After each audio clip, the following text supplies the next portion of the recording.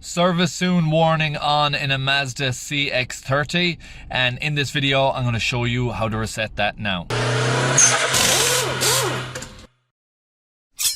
Okay, so you see you have the spanner warning over here and the service soon warning on the center of the dash. You want to go over to the infotainment section and use this toggle wheel here and the return home button.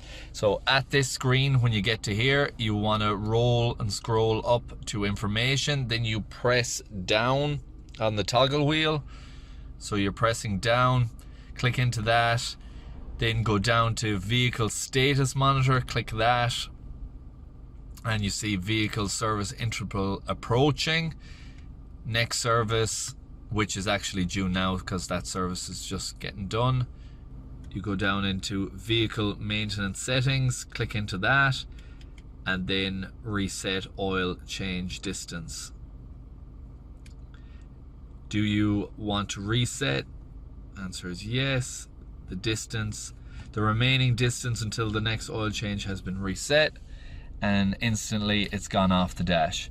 So that is how you reset that warning on a Mazda CX-30.